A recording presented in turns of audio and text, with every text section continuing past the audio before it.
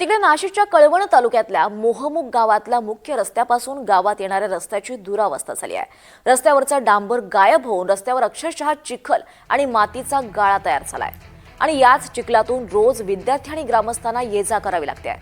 या रस्त्याचं काम तातडीनं करण्याची मागणी विद्यार्थी आणि ग्रामस्थ करतायत।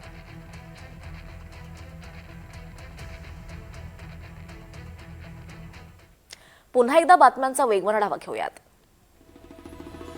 मुंबईतील पश्चिम रेल्वेच्या चर्चगेट बोरिवलीतल्या दिव्यांगजनांच्या डब्यात जागेवर वाद झाला।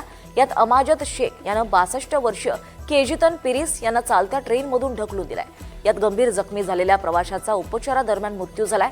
पोलिसांनी आरोपी अमाजद शेखला ताब्यात घेतलाय। पुण्याच्या जुन्नरमधल्या पिंपळवंडीत चिमुकलीवर अत्याचार करून तिची हत्या करण्यात आली।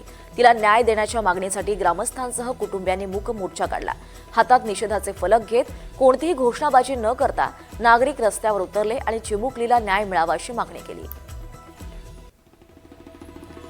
पुण्याच्या जुन्नरमधल्या पिंपळवंडीमध्ये अत्याचार प्रकरणानंतर राष्ट्रवादीच्या वैशाली नागवणेंनी पीडित कुटुंबाची भेट घेतली आहे। साहिल खैरे या नराधम आरोपीला कठोरात कठोर शिक्षा व्हावी यासाठी प्रयत्न करणार असं आश्वासन त्यांनी दिलं आहे। मुंबईच्या पवईमध्ये तृतीयपंथी असल्याचं भासून एका व्यक्तीनं घरात घुसून महिलेवर लैंगिक अत्याचार केलाय। अनिल शिंदे असं आरोपीचं नाव आहे। पोलिसांनी त्याला कळवा इथून अटक केली आहे।